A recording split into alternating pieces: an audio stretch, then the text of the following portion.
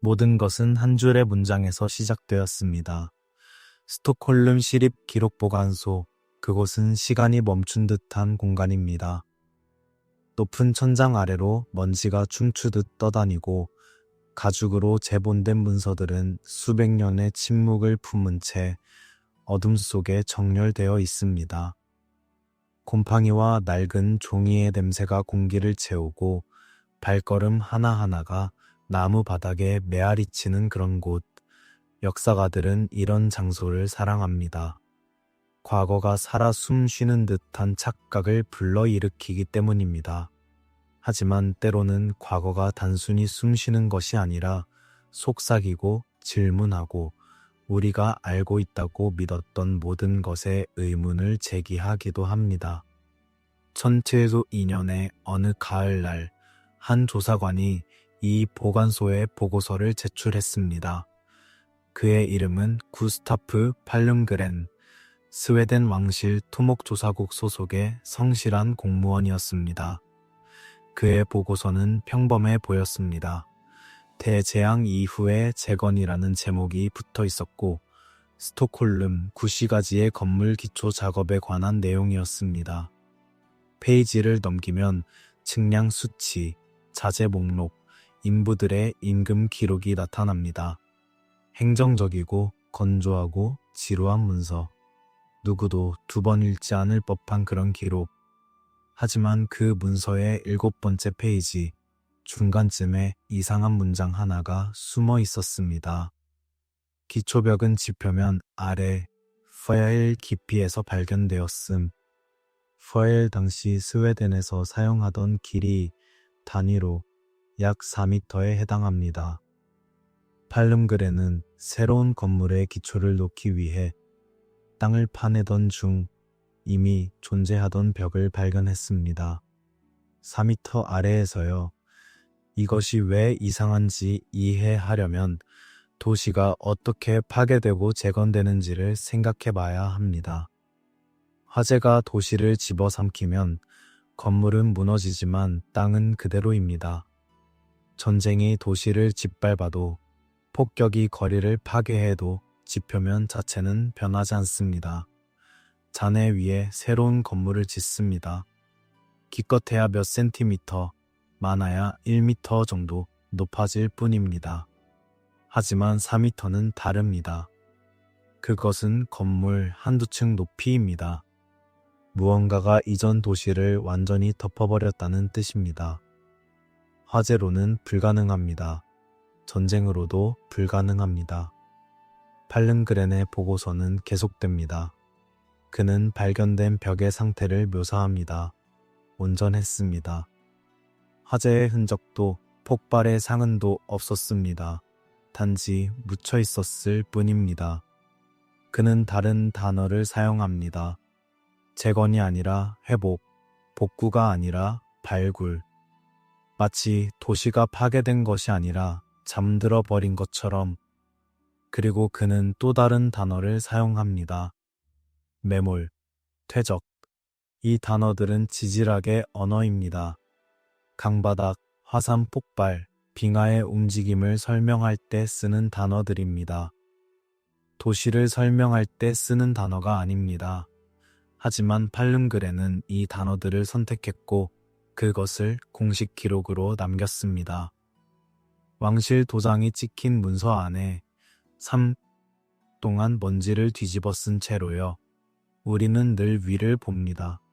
하늘을, 별을, 미래를 봅니다. 역사도 그렇게 가르칩니다.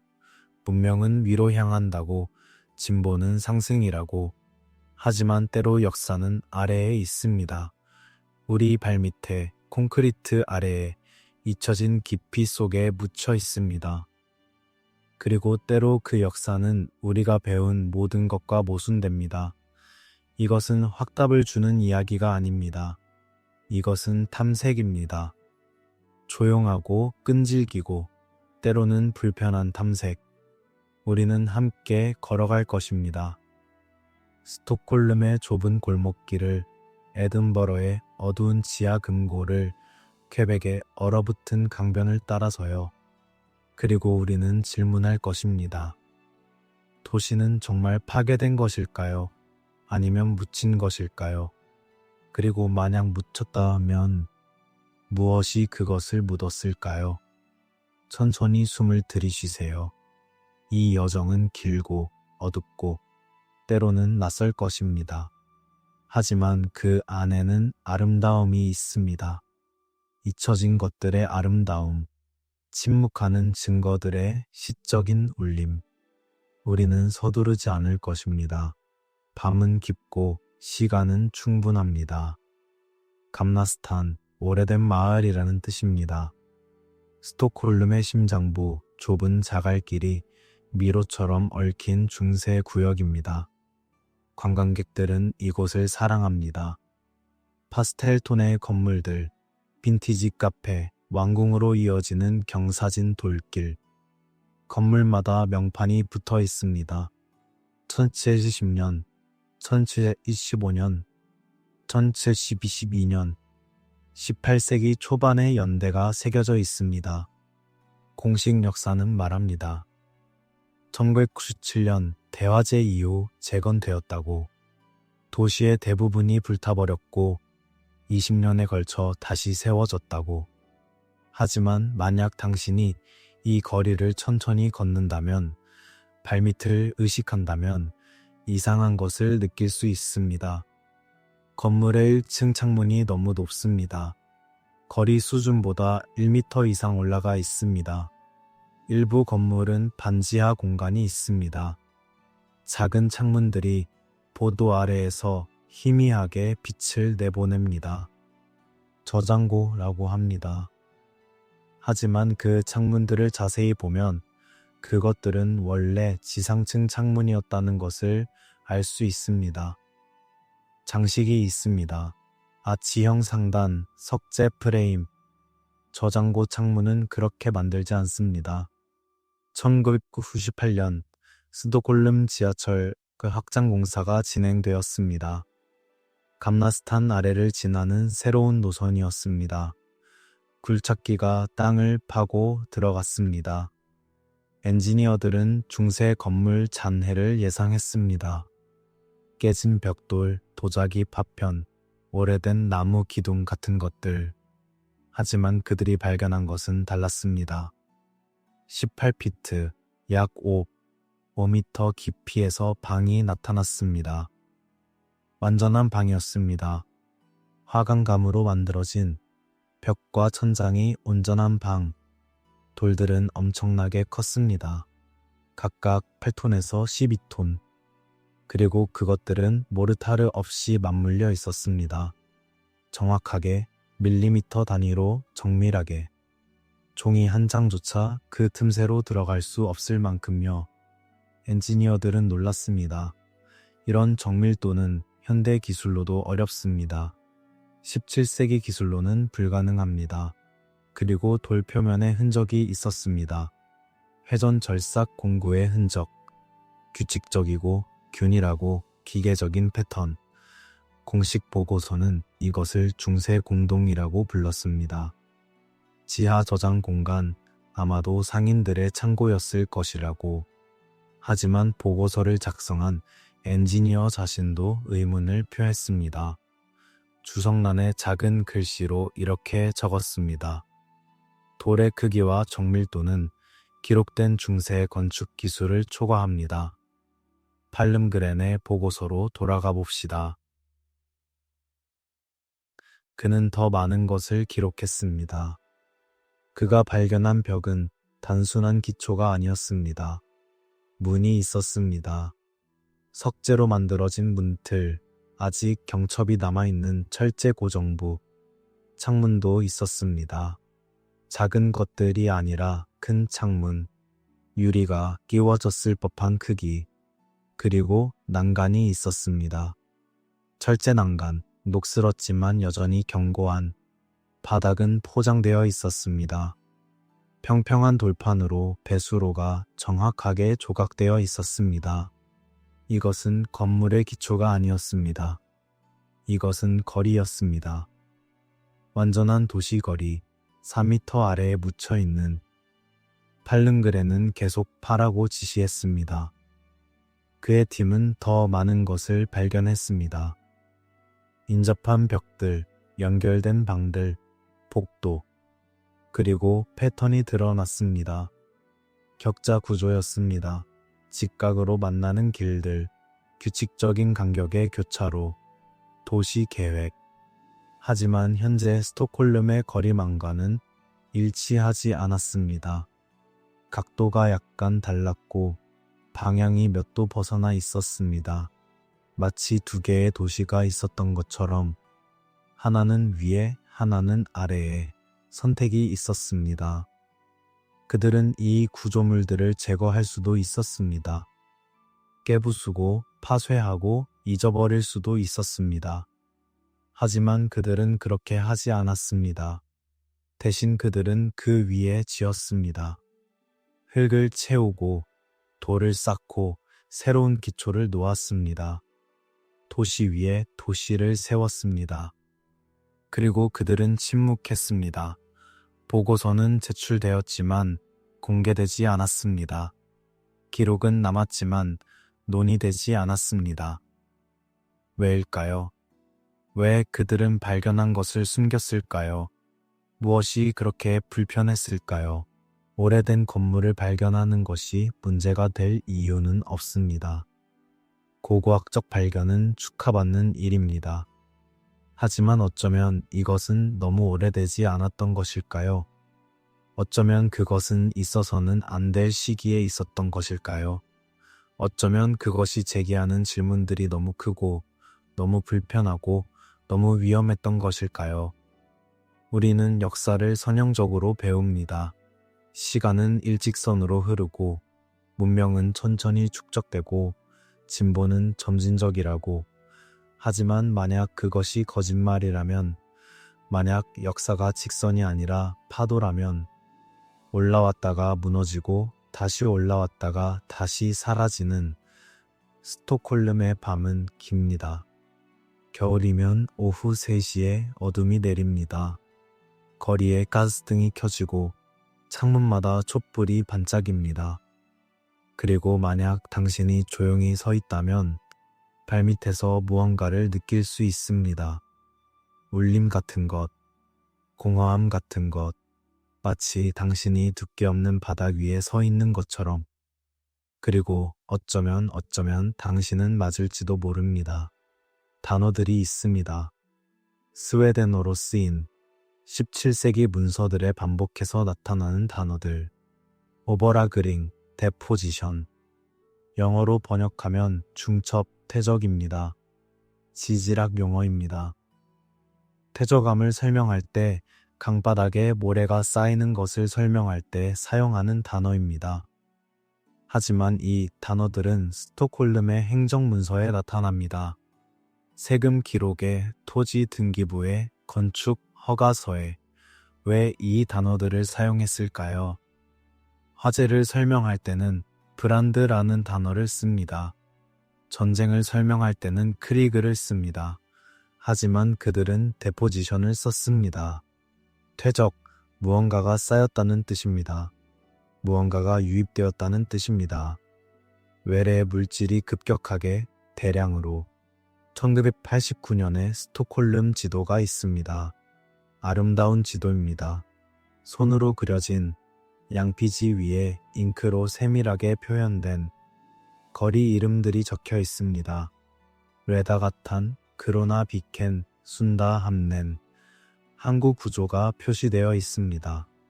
선착장, 창고, 해군 기지. 도시는 작지만 조밀합니다. 모든 건물이 표시되어 있고 모든 길이 이름을 가지고 있습니다. 1075년의 지도와 비교해 보세요. 같은 도시 26년 후. 하지만 다릅니다. 거리 이름들이 사라졌습니다. 레다가타는 이제 스토르토르겟의 일부입니다. 그러나 비케는 존재하지 않습니다. 항구 구조가 변했습니다. 선착장은 더 짧아졌습니다. 창고는 다른 위치에 있습니다. 그리고 전체 도시가 위로 올라간 것처럼 보입니다. 측량 기록을 보면 명확합니다. 제 15년 이후의 건물들은 1989년 지표면보다 평균 4m에서 5m 높은 곳에 세워졌습니다. 일관되게 전체 도시에 걸쳐서. 이것은 개별 건물의 재건이 아닙니다. 이것은 지형 자체의 변화입니다. 생각해 보세요. 도시를 4m 올리려면 무엇이 필요할까요? 흙이 필요합니다. 엄청난 양의 흙과 돌과 잔해. 계산해 보면 감나스탄만 해도 최소 20만 세제곱미터의 물질이 필요합니다. 약 30만 톤입니다. 그것을 20년 동안 운반해야 합니다. 하루에 40톤 이상. 매일 쉬지 않고 20년 동안. 17세기 초 스톡홀름의 인구는 약 9천 명이었습니다. 1997년 화재 이후에는 더 적었습니다. 노동 가능 인구는 아마도 3천 명 정도. 그들이 매일 40톤의 흙을 운반했을까요? 삽과 수레로, 말과 도르래로, 동시에 건물을 짓고 도로를 깔고 항구를 재건하면서.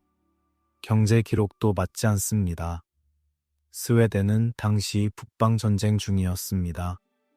국가 재정은 파탄 직전이었습니다. 군대에 돈을 쏟아붓고 있었습니다. 그런데 어떻게 대규모 도시 재건에 자금을 댈 수 있었을까요? 수익 기록을 보면 석재와 목재 구매량이 공식 재건 규모와 맞지 않습니다. 훨씬 적습니다. 마치 그들이 새로 만들지 않은 것처럼, 마치 그들이 무언가를 파낸 것처럼 가설이 형성됩니다. 천천히, 조심스럽게. 어쩌면 그들은 처음부터 다시 짓지 않았을지도 모릅니다.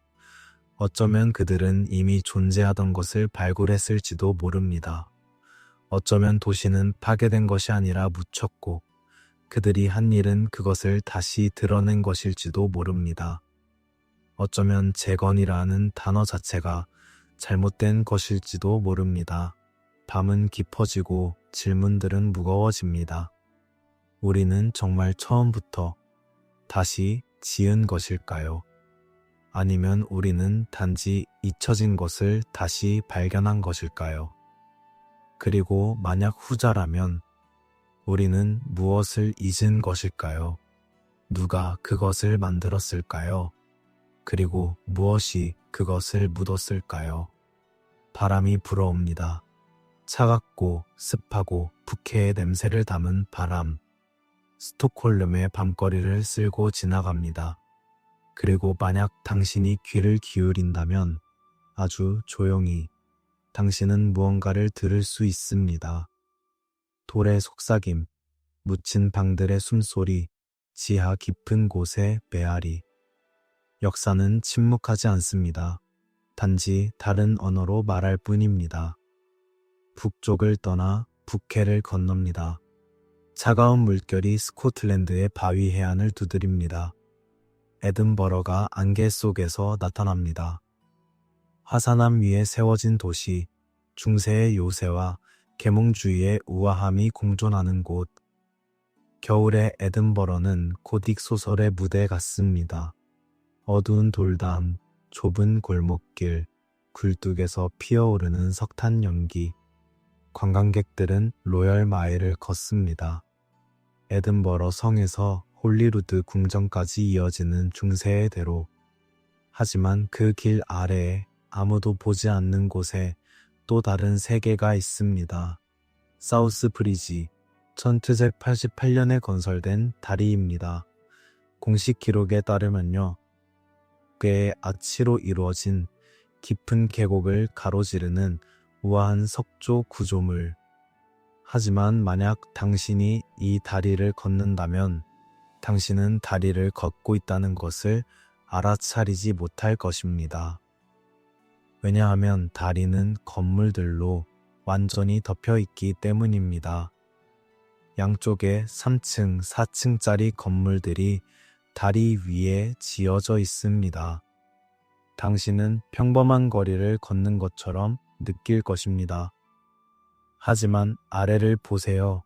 다리 아래 아치 속에 방들이 있습니다.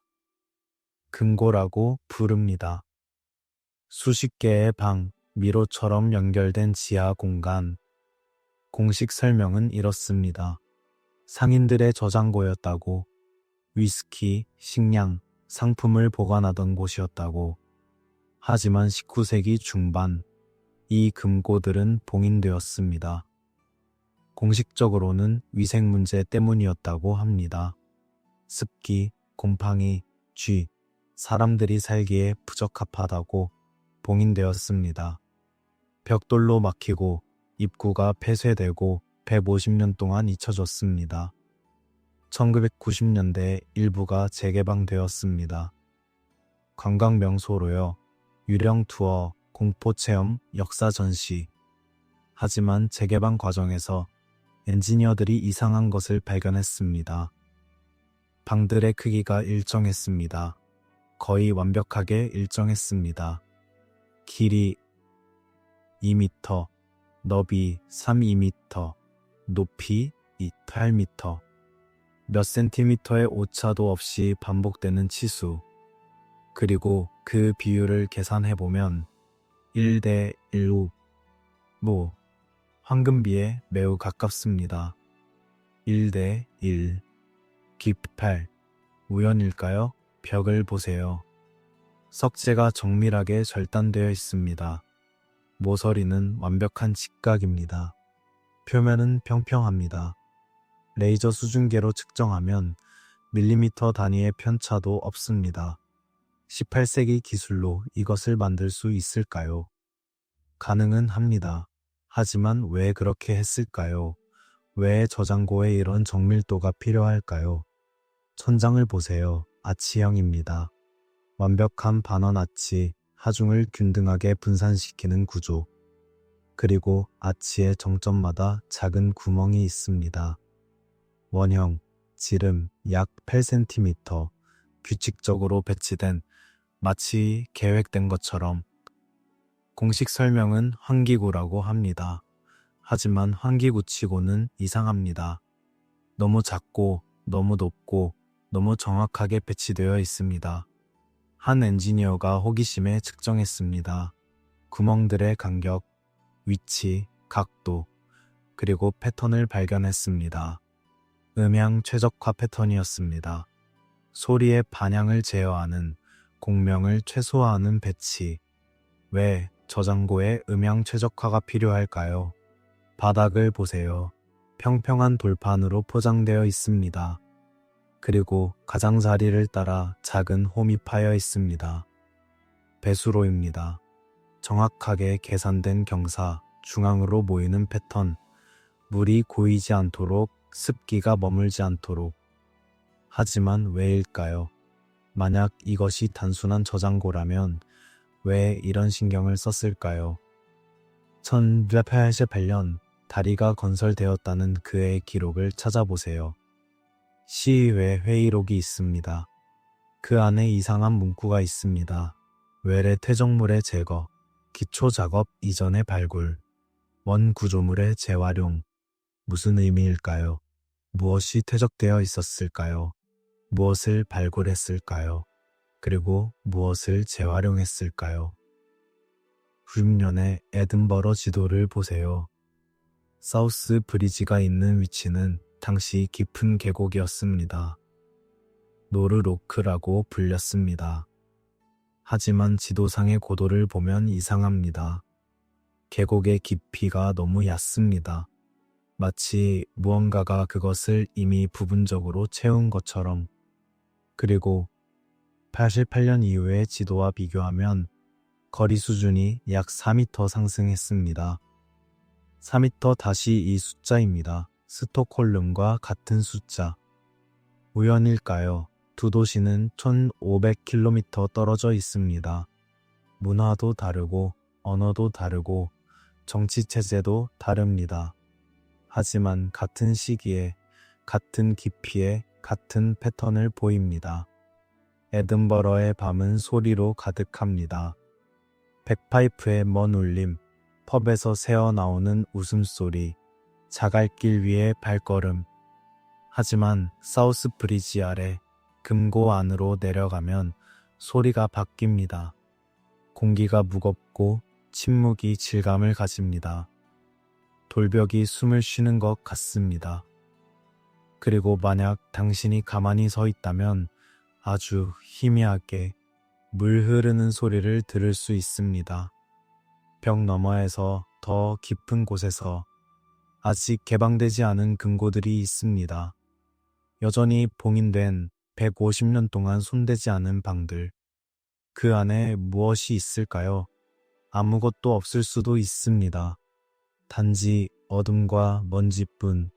하지만 어쩌면 거기에는 답이 있을지도 모릅니다. 질문조차 제대로 묻지 못한 질문들에 대한 답.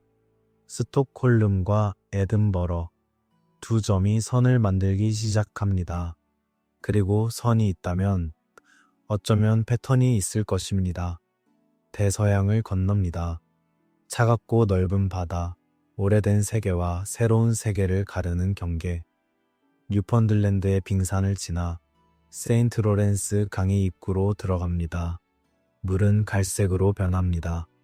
강물과 바닷물이 섞이는 곳, 그리고 강을 따라 올라가면 가파른 절벽 위에 도시가 나타납니다. 퀘벡 북미에서 가장 오래된 유럽 정착지 중 하나.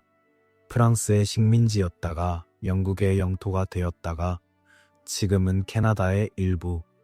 하지만 여전히 프랑스어를 말하고 여전히 유럽의 향수를 간직한 도시. 좁은 돌길, 가파른 계단, 강을 내려다보는 샤또 프롱트낙. 프랑스 식민지 행정문서는 특유의 문체를 가지고 있습니다. 장황하고 형식적이고 왕실에 대한 찬사로 가득합니다. 하지만 그 화려한 수사 뒤에 때로 놀라운 솔직함이 숨어 있습니다. 1773년 식민지 총독이 파리에 보고서를 보냈습니다. 제목은 라 그란드 카타스트로피. 대재앙 보고서는 설명합니다. 1700년 겨울 무언가가 일어났다고.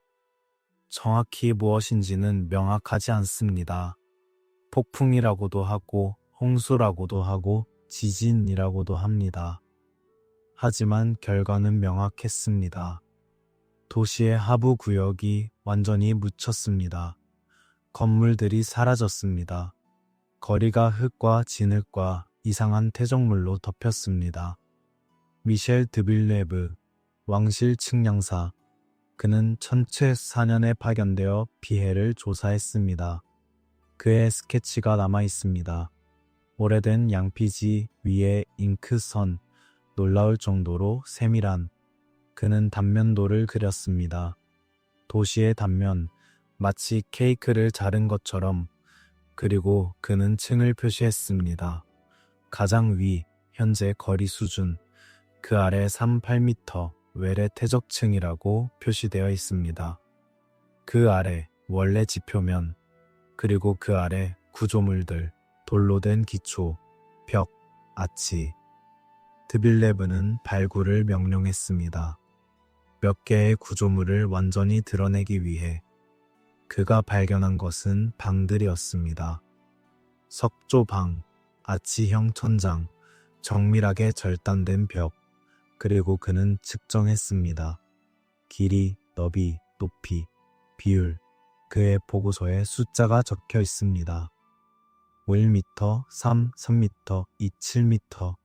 비율을 계산하면 1대 163, 황금비입니다. 다시 에든버러와 같은 비율. 우연일까요? 하지만 더 이상한 것은 드빌레브의 평가였습니다. 그는 솔직했습니다. 아마도 너무 솔직했습니다. 그는 이렇게 썼습니다. 이 구조물들의 건설 품질은 우리 식민지의 현재 기술을 초과합니다. 돌의 절단, 아치의 설계, 배수 시스템의 정교함. 이것들은 우리가 만들 수 있는 것이 아닙니다. 생각해보세요. 1700년의 퀘벡은 작은 정착지였습니다. 몇백 명의 프랑스 이주민, 원주민과의 교역소, 모비와 목재를 수출하는 전초기지. 그들은 통나무 오두막에 살았습니다. 간단한 목조, 요새, 기본적인 항구 시설. 그런데 그들의 발밑에 8m 아래에 정밀한 석조 건축물이 있었습니다. 황금비로 설계된 현대공학 수준의 구조물이 드빌네브는 당혹스러웠습니다. 그의 보고서는 계속됩니다. 이 구조물들이 누구에 의해 언제 건설되었는지 알 수 없습니다. 현지 원주민들에게 물었지만 그들도 모릅니다. 그들의 전설에도 이런 것은 없습니다. 이전 프랑스 정착민들의 기록을 뒤졌지만 아무런 언급도 없습니다. 마치 이것들이 항상 거기 있었지만 아무도 보지 못한 것처럼 유럽과 북미, 대서양으로 분리된 문화적으로 다른 두 세계. 하지만 같은 시기에 같은 깊이에서 같은 종류의 구조물을 발견합니다. 같은 정밀도, 같은 설계 원칙, 같은 비율. 이것을 우연이라고 할 수 있을까요? 퀘벡의 겨울은 혹독합니다. 강이 얼고 눈이 미터 단위로 쌓이고 온도가 영하 30도까지 내려갑니다. 그런 밤에 샤또 프롱트낙의 창문에서 내다보면 도시는 동화 속처럼 아름답습니다. 하얀 눈으로 덮인 지붕, 따뜻한 빛이 새어나오는 창문. 하지만 그 아름다움 아래에, 얼어붙은 땅 아래에 질문들이 묻혀 있습니다. 드빌네브의 스케치는 어떻게 되었을까요? 파리로 보내졌습니다. 왕실 문서고에 보관되었습니다. 그리고 잊혀졌습니다. 200년 후 역사학자가 그것을 다시 발견했습니다.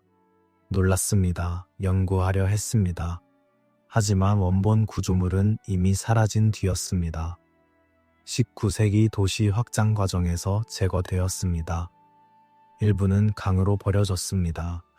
일부는 새로운 건물의 기초가 되었습니다. 증거는 사라졌고 질문만 남았습니다. 하지만 패턴은 남아 있습니다. 스톡홀름, 에든버러, 퀘벡. 세 점이 삼각형을 만듭니다. 그리고 삼각형이 있다면 다른 점들도 있을 것입니다. 지도를 펼쳐보세요. 유럽의 지도, 18세기 초의 지도, 그리고 표시를 하기 시작하세요. 1990년에서 1700 대규모 재건이 있었던 도시들을, 공식 기록에 대재앙이라는 단어가 나타나는 도시들을, 지표면이 갑자기 상승한 도시들을, 상트페테르부르크, 1003년 건국되었다고 합니다. 표트르 대제가 습지 위에 새로운 수도를 세웠다고. 하지만 러시아 문서를 자세히 보면 건국이 아니라 재건이라는 단어가 더 자주 나타납니다. 그리고 건설 중에 발견된 구조물들에 대한 언급이 있습니다. 석조 기초, 이미 존재하던 배수 시스템. 표트르는 그것들을 활용했습니다. 새로 만들지 않고. 리마, 페루의 수도, 스페인 식민지 기록에 7년 대지진이 기록되어 있습니다. 도시가 파괴되었다고. 하지만 재건 기록을 보면 이상합니다. 너무 빨랐습니다. 10년 만에 완전히 재건되었습니다. 당시의 기술과 자원으로는 불가능한 속도입니다. 그리고 발굴 기록이 있습니다. 재건 중에 발견된 원 구조물, 재활용된 석재, 이미 존재하던 도로 패턴. 비엔나, 1943년 오스만 제국의 포위 이후 재건되었다고 합니다. 하지만 오스트리아 궁정 문서에는 다른 이야기가 있습니다. 포위는 짧았고 피해는 제한적이었습니다. 하지만 그 직후 원인 불명의 대규모 매몰 사건이 있었습니다. 도시의 일부가 흙과 진흙으로 덮였습니다. 그리고 그것을 제거하는 과정에서 오래된 구조물들이 발견되었습니다. 나폴리, 이스탄불, 암스테르담, 리스본. 모두 같은 시기입니다. 모두 같은 패턴입니다. 매몰, 발굴, 재건. 그리고 모두 침묵합니다. 공식 기록은 화재, 전쟁, 지진을 말합니다. 하지만 세부 사항을 보면 항상 퇴적이라는 단어가 나타납니다. 외래 물질, 이상한 흙, 알 수 없는 기원의 진흙. 지질학자들에게 물어보세요. 이 퇴적물들을 분석해 보라고. 그들은 당혹스러워합니다. 왜냐하면 그 물질들은 지역의 지질과 맞지 않기 때문입니다. 스톡홀름의 퇴적물에는 지중해, 지역의 광물이 포함되어 있습니다. 에든버러의 진흙에는 북아프리카의 모래가 섞여 있습니다. 퀘벡의 흙에는 유럽 토양의 특성이 나타납니다. 마치 세계 전체가 뒤섞인 것처럼 서로 다른 언어로 쓰인 문서들입니다. 스웨덴어, 영어, 프랑스어, 러시아어, 스페인어. 하지만 똑같은 행정 표현이 나타납니다. 외래 퇴적물 제거, 원구조물 발굴, 기술적 우수성에 대한 놀라움. 마치 그들이 같은 매뉴얼을 따르고 있는 것처럼 대홍수라는 말을 들어봤을 것입니다. 성경의 노아 홍수, 전 세계의 홍수 전설. 하지만 이것은 홍수가 아닙니다. 물은 파괴합니다. 물은 씻어냅니다.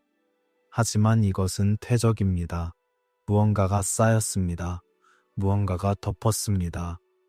그리고 그 무언가는 단순한 자연재해가 아니었습니다. 지도 위에 점들이 연결됩니다. 선이 패턴을 만들고 패턴이 그림을 만듭니다. 그리고 그 그림은 불편합니다.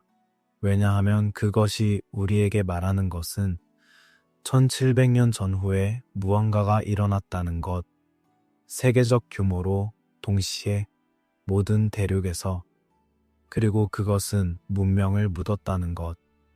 밤하늘을 올려다보세요. 별들은 변하지 않습니다. 1000년 전이나 지금이나 같은 패턴입니다. 하지만 땅은 변합니다. 도시는 묻히고 다시 드러나고 기억은 지워집니다. 그리고 우리는 그 위를 걷습니다. 모르는 채로, 질문하지 않은 채로. 하지만 이제 우리는 알기 시작합니다. 패턴을 보기 시작합니다. 그리고 본다면 우리는 더 이상 같은 방식으로 역사를 읽을 수 없습니다. 19세기가 열립니다. 산업혁명의 시대, 증기기관과 철도와 전신의 시대, 과학이 승리하고 계몽주의가 어둠을 몰아내고 진보가 의심할 수 없는 진리가 되는 시대. 그리고 바로 이 시기에 조용한 정책이 시작됩니다. 전 유럽에 걸쳐, 북미에 걸쳐 동시에 봉인 스톡홀름부터 시작해 봅시다. 1870년 시의회가 결정을 내립니다. 9시가지 지하 공간 통합 프로젝트. 공식 이유는 위생과 안전입니다. 오래된 지하 구조물들이 붕괴 위험이 있다고, 지하수 오염의 원인이 된다고. 해결책은 간단했습니다. 콘크리트로 채우는 것. 200개 이상의 지하 구조물이 봉인되었습니다. 방들, 복도들, 아치형 공간들. 콘크리트가 쏟아져 들어갔습니다. 몇 톤씩 구조물을 완전히 채울 때까지. 일부는 입구만 막혔습니다. 벽돌로, 두꺼운 모르타르로, 그리고 기록이 작성되었습니다. 간단한 기록, 위치, 크기, 처리 날짜. 하지만 기원이나 목적에 대한 언급은 없었습니다. 에든버러 1880년대 비슷한 프로젝트가 시작됩니다. 사우스 브리지 금고 통합. 공식적으로는 건물 안정성을 위한 것이었습니다. 수십 개의 금고가 벽돌로 막히고 접근이 금지되었습니다. 일부는 폐기물로 채워졌습니다. 건축 잔해, 깨진 석재, 흙, 마치 의도적으로 연구를 불가능하게 만드는 것처럼. 퀘벡, 불15년 항만 확장 프로젝트. 9시가지 아래의 석조 구조물들이 발견되었습니다. 공식 결정은 제거였습니다. 구조물들은 해체되었고 돌들은 강으로 운반되어 버려졌습니다. 몇몇 엔지니어가 항의했습니다. 역사적 가치가 있다고 연구해야 한다고. 하지만 결정은 번복되지 않았습니다. 그리고 항의한 엔지니어들은 다른 프로젝트로 재배치되었습니다. 패턴이 보입니까? 1880년에서 1920년 사이 50년의 기간 동안 유럽과 북미의 주요 도시들이 같은 행동을 취합니다. 지하 구조물의 봉인, 제거, 접근 금지. 공식 이유는 항상 실용적입니다. 안전, 위생, 도시 개발. 하지만 선택적입니다. 모든 오래된 구조물이 봉인되는 것은 아닙니다. 중세 성당의 지하 묘지는 보존됩니다. 로마 시대 유적은 박물관이 됩니다. 하지만 특정한 구조물들만, 특정한 특성을 가진 것들만 제거됩니다. 어떤 특성일까요? 문서들을 비교해보면 공통점이 나타납니다. 불규칙적이라고 표현된 구조물들, 시대와 불일치한다고 평가된 것들, 기존 역사 연대기에 맞지 않는 것들, 너무 정밀하거나 너무 발전되었거나 너무 이상한 것들. 고대 유적은 문제가 되지 않습니다. 로마 제국의 건축물은 아무리 인상적이어도 위협적이지 않습니다. 왜냐하면 그것은 안전하게 먼 과거에 있기 때문입니다. 하지만 1700년경의 것, 너무 최근이면서 동시에 너무 발전된 것, 그것은 문제가 됩니다. 왜냐하면 그것은 질문을 제기하기 때문입니다. 불편한 질문들을. 1880년대는 학문적으로 중요한 시기였습니다. 역사학이 현대적 학문으로 확립되는 시기였습니다. 연대기가 체계화되고 교과서가 표준화되고 국가적 역사 내러티브가 공고해지는 시기. 유럽의 제국들은 자신들의 위대한 과거를 필요로 했습니다. 선형적 진보의 이야기, 고대에서 중세를 거쳐 현대로 이어지는 명확한 경로. 하지만 땅 아래의 증거들은 이 내러티브를 복잡하게 만들었습니다.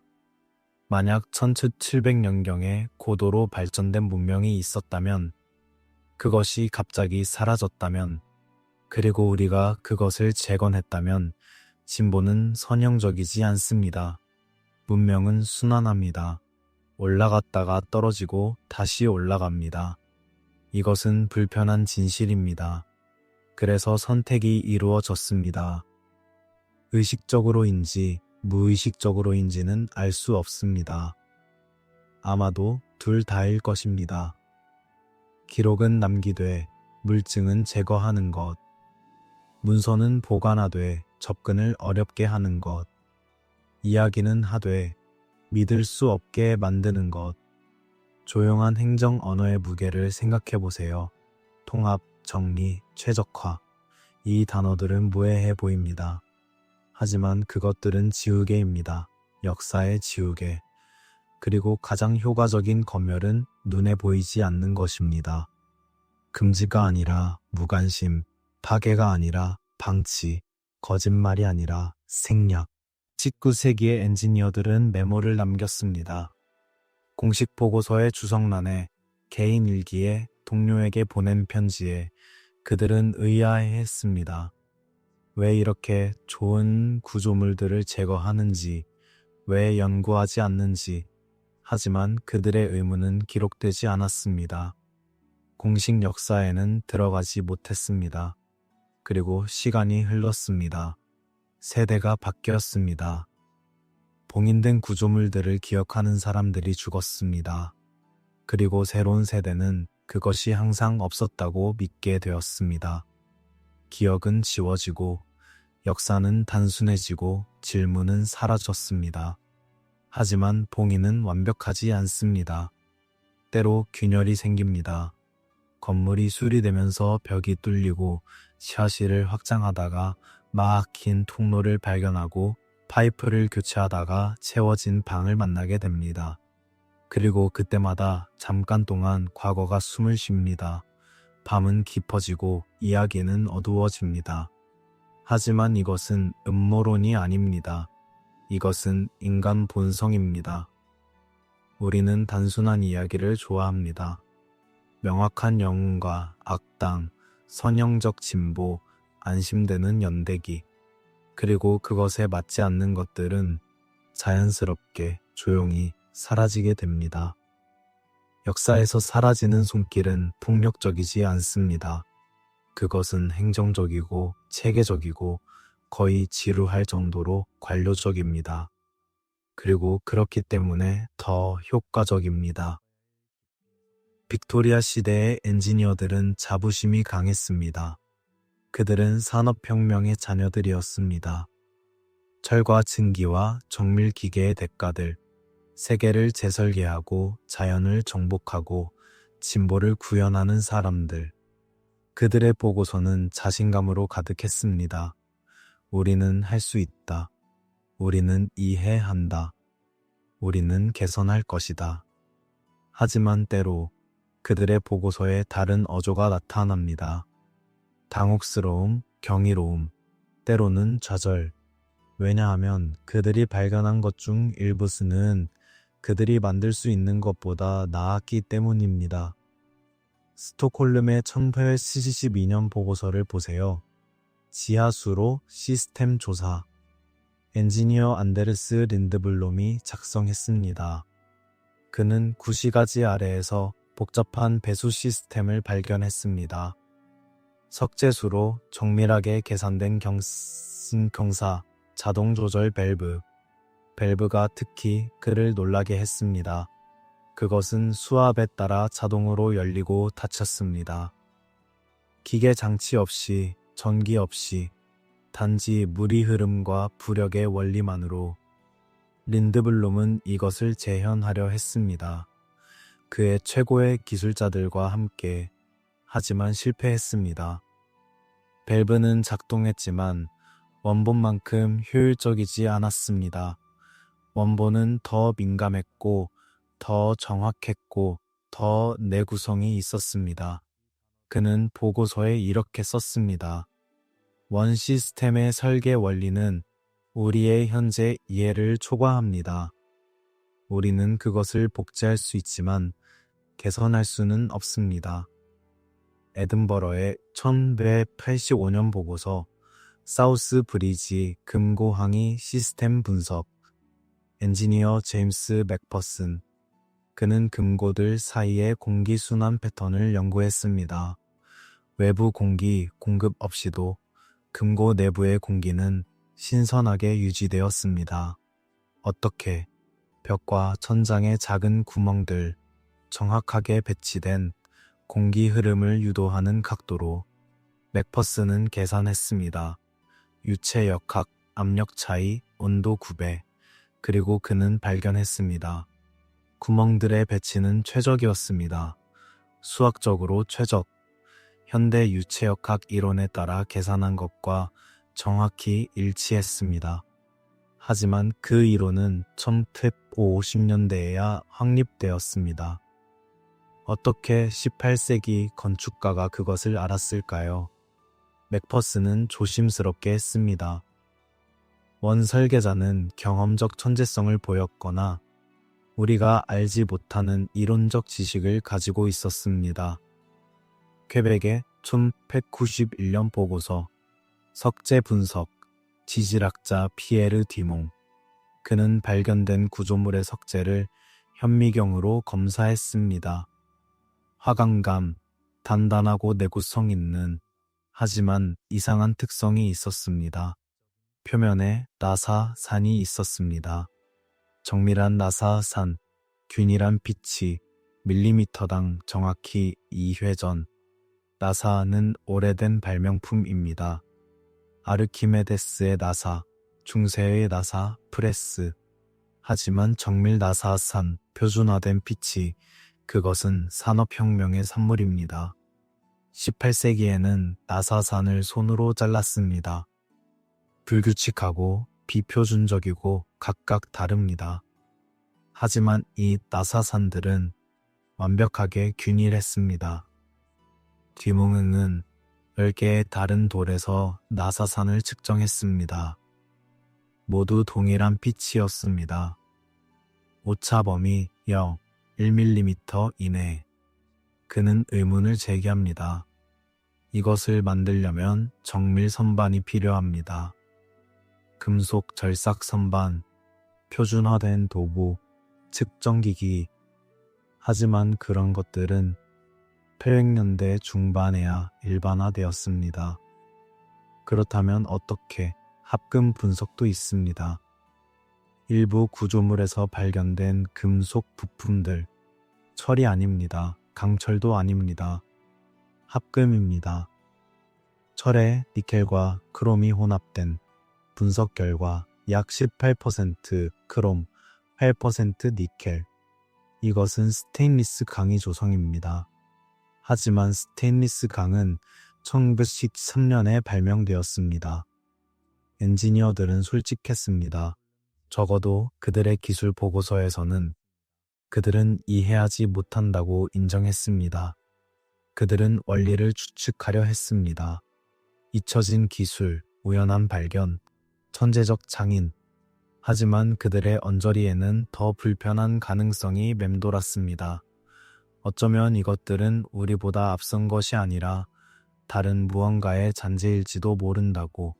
기술적 퇴보, 이상한 개념입니다. 우리는 진보를 믿습니다. 시간이 지날수록 더 나아진다고. 하지만 역사는 퇴보의 예로 가득합니다. 로마 제국의 몰락 후 유럽은 콘크리트 제조법을 잊었습니다. 천년 동안 고대 그리스의 안티키테라 기계, 천체 계상이 그와 같은 복잡성은 1500년 후에야 다시 나타났습니다. 퇴보는 일어납니다. 특히 문명이 단절될 때 전쟁, 재앙, 인구 붕괴. 지식은 책에만 있는 것이 아닙니다. 그것은 사람들에게 장인의 손에 견습생의 기억에 있습니다. 그리고 그 사람들이 사라지면 지식도 사라집니다. 1700년경에 무슨 일이 있었을까요? 무엇이 그렇게 많은 장인을, 그렇게 많은 기술을, 그렇게 많은 지식을 지웠을까요? 그리고 왜 우리는 그것을 대체하려 하지 않고 더 간단한 것으로 만족했을까요? 밤은 고요합니다. 빅토리아 시대의 엔지니어들은 오래전에 죽었습니다. 그들의 보고서는 도서관 지하에 쌓여 있습니다. 먼지를 뒤집어 쓰고 거의 읽히지 않는. 하지만 그들의 질문은 여전히 유효합니다. 그리고 어쩌면 그 질문에 답하는 것은 불편할지도 모릅니다. 왜냐하면 그 답은 우리에게 말할 수도 있기 때문입니다. 우리는 정점이 아니라고, 우리는 첫 번째가 아니라고, 그리고 우리가 자랑스러워하는 것들이 실은 재발견일 뿐일지도 모른다고. 하지만 알고 싶지 않습니까? 진실이 불편하더라도 질문을 계속할 가치가 있지 않습니까? 잠들기 전에 마지막 한번 왜? 라고 묻는 것. 17세기의 지도를 펼쳐보세요. 유럽의 지도, 아시아의 지도, 신세계의 지도.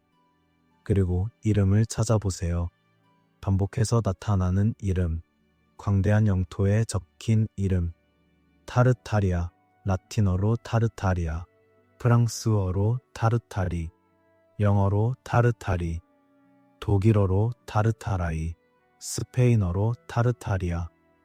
모든 유럽 언어에서 같은 이름, 그리고 지도마다 거대한 지역을 차지합니다. 시베리아에서 중앙아시아까지, 때로는 중국 북부까지, 심지어 유럽의 일부까지. 1930년의 지도를 보세요. 네덜란드 제도업자 요하네스 블레우의 작품. 타르타리아가 명확하게 표시되어 있습니다. 경계선, 주요 도시, 도로망. 단순한 미지의 땅이 아닙니다. 상세하게 그려진, 조사된, 알려진 지역입니다. 1970년의 지도. 프랑스 왕실 지리학자 니콜라 상송의 작품. 타르타리아는 여러 지역으로 나뉩니다. 모스크바 타르타리아, 독립 타르타리아, 중국 타르타리아. 각각 수도와 주요 교역로가 표시되어 있습니다. 1990년의 지도, 영국 제도업자 존 셀러. 타르타리아는 여전히 거기 있습니다. 그리고 흥미롭게도 유럽 도시들과의 교역 연결이 표시되어 있습니다. 암스테르담에서 타르타리아까지, 베니스에서 타르타리아까지. 하지만 1720년의 지도를 보세요. 같은 지역 30년 후 타르타리아가 사라지기 시작합니다. 이름이 바뀝니다. 러시아 제국, 청나라, 오스만 제국의 영토로 재분류됩니다. 1750년이 되면 타르타리아는 거의 완전히 사라집니다. 몇몇 오래된 지도에만 유령처럼 남아 있습니다. 무슨 일이 있었을까요? 어떻게 그렇게 큰 지역이, 그렇게 자주 언급되던 이름이 한 세대 만에 사라질 수 있을까요? 표준적인 설명은 이렇습니다. 타르타리아는 실제 국가가 아니었다고. 유럽인들이 중앙아시아의 다양한 유목민족을 통칭하여 부르던 이름이었다고. 정확한 지식이 없었기 때문에 모호하게 타르타리아라고 불렀다고. 그리고 18세기에 지리학이 발전하면서 더 정확한 이름들로 대체되었다고. 그럴듯합니다. 하지만 세부 사항을 보면 이상합니다. 왜냐하면 17세기 지도들은 모호하지 않기 때문입니다. 그것들은 상세합니다. 도시 이름, 강 이름, 산맥 이름, 교역로, 요새, 항구. 이것은 추측이 아닙니다. 이것은 조사된 지식입니다. 그리고 문서들이 있습니다. 17세기 상인들의 기록, 여행자들의 일기, 외교관들의 보고서. 그들은 타르타리아에 대해 씁니다. 도시들을 방문하고 상품을 거래하고 관리들을 만났다고. 단순한 유목민 부족에 대한 이야기가 아닙니다. 조직된 사회, 행정 구조, 도시 문명에 대한 묘사입니다. 1950년대 네덜란드 상인 니콜라스 피트센의 일기가 있습니다. 그는 타르타리아를 여행했습니다. 그가 묘사하는 것은 인상적입니다. 거대한 석조 건물, 넓은 도로, 복잡한 관갈 시스템. 그는 한 도시의 공공 목욕탕을 묘사합니다. 대리석으로 된 온수와 냉수 공급, 정교한 배수 시스템. 그는 놀랐습니다. 암스테르담보다 더 진보적이라고 썼습니다. 1970년대 프랑스 예수회 선교사 필리프 아브릴의 보고서. 그는 타르타리아를 가로질러 중국으로 가려 했습니다. 그의 묘사에는 도시, 요새, 다리가 나타납니다. 그는 한 다리를 특별히 언급합니다. 돌로 된 아치형 300m 길이, 정밀하게 설계된, 홍수에도 견디는. 그는 이것이 로마 시대 다리와 비슷하다고 썼습니다. 이것들은 유목민 부족의 묘사가 아닙니다. 이것은 정착 문명, 도시 문명, 건축 문명의 묘사입니다. 그렇다면 왜 사라졌을까요? 18세기 초 타르타리아에 무슨 일이 일어났을까요? 러시아 제국이 확장했습니다. 청나라가 서쪽으로 밀고 들어갔습니다. 정복, 전쟁, 편입. 하지만 그것만으로 이름의 완전한 소멸을 설명할 수 있을까요? 생각해보세요. 다른 정복된 지역들은 여전히 이름을 유지합니다.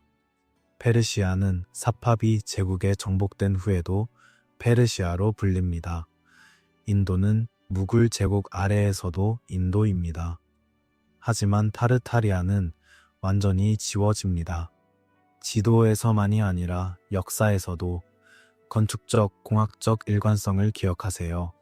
스톡홀름, 에든버러, 퀘벡의 지하 구조물들, 정밀한 석재 작업, 황금비, 발전된 설계, 그리고 그것들의 시기 1700년경, 그리고 타르타리아의 소멸 시기 1720년경. 연결이 있을까요? 추측입니다. 증거는 빈약합니다. 하지만 패턴이 있습니다.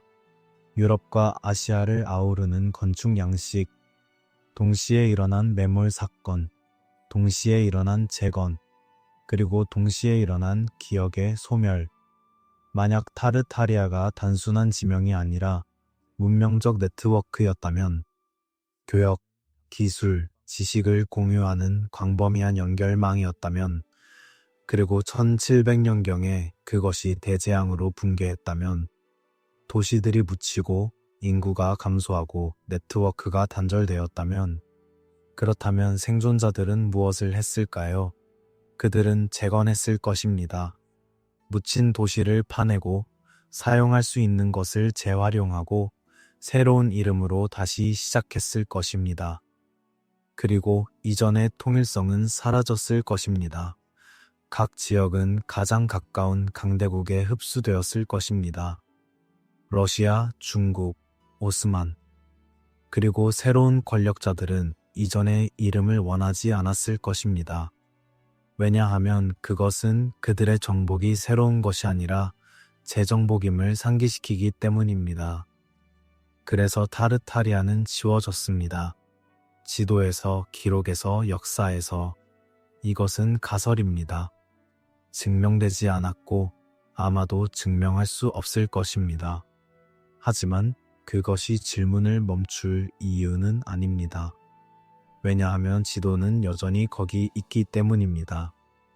17세기의 지도들, 타르타리아를 명확하게 보여주는, 그리고 18세기의 지도들, 그것이 사라진, 그리고 땅 아래의 구조물들도 여전히 거기 있습니다. 봉인되었지만 존재하는, 잊혀졌지만 실제하는 그것들은 이야기를 가지고 있습니다. 우리가 읽을 수 있다면, 우리가 듣고 싶다면 타르타리아 이름은 이제 인터넷의 음모론 포럼에서만 들립니다. 주류 역사학은 그것을 무시합니다. 하지만 무시는 답이 아닙니다. 질문은 여전히 유효합니다. 무엇이 거기 있었을까요? 그리고 왜 우리는 그것을 잊었을까요? 밤이 깊어집니다. 지도는 다시 접힙니다. 하지만 지워진 이름은 메아리 칩니다. 타르타리아, 한때 세계의 절반을 차지했던 이름. 이제는 유령, 속삭임, 빈 공간의 이름. 확증은 없습니다. 인정합시다. 우리는 확실한 답을 가지고 있지 않습니다. 우리가 가진 것은 조각들입니다. 문서의 문장, 지하의 방, 지도의 이름. 그것들을 연결하려는 시도는 추측일 수 있습니다. 하지만 패턴은 부정할 수 없습니다. 다시 정리해 봅시다. 천천히, 조심스럽게. 1990년에서 1000년 사이 30년의 기간 동안 전 세계의 여러 도시에서 비슷한 사건이 기록됩니다. 스톡홀름, 에든버러, 퀘벡, 상트페테르부르크, 리마, 비엔나, 나폴리, 이스탄불. 지리적으로 분산된, 문화적으로 다른 도시들. 하지만 같은 이야기. 먼저 재앙, 공식 기록은 화재, 전쟁, 지진이라고 합니다. 하지만 세부 사항은 다릅니다. 퇴적, 매몰, 외래 물질, 도시가 파괴된 것이 아니라 덮인 것. 다음으로 발굴, 땅을 파내는 과정에서 구조물 발견, 온전한 건물, 도로, 방들, 4m에서 5m 깊이, 정밀한 석재 작업, 발전된 설계, 현재 기술을 초과하는 품질, 그 다음 재건, 빠른 재건, 놀라울 정도로 빠른, 당시의 인구와 자원으로는 불가능해 보이는 속도, 그리고 재건 기록의 이상함, 적은 자재 구매, 높은 품질의 결과물, 마치 새로 만든 것이 아니라 재활용한 것처럼. 마지막으로 상승, 도시 지표면이 일관되게 상승, 전체 도시에 걸쳐 4m에서 5m. 이것은 개별 건물의 재건이 아닙니다. 이것은 지형의 재설정입니다. 그리고 19세기 체계적 기억 제거, 지하 구조물의 봉인, 문서의 정리, 내러티브의 단순화, 공식 역사의 확립, 선형 진보 이야기의 공고화. 이 모든 것이 우연일 수 있을까요? 가능합니다. 역사는 때때로 이상한 일치를 만들어냅니다. 하지만 이 정도의 일치는 드뭅니다. 이 정도의 지리적, 시간적, 세부적 일치는 만약 우연이 아니라면 무엇일까요? 전지구적 사건, 1700년 전후에 일어난 문명을 뒤흔든 사건, 자연재해일까요? 가능합니다. 해성 충돌, 화산 폭발, 기후변화. 하지만 그런 사건은 지질학적 증거를 남깁니다. 그리고 그런 증거는 빈약합니다.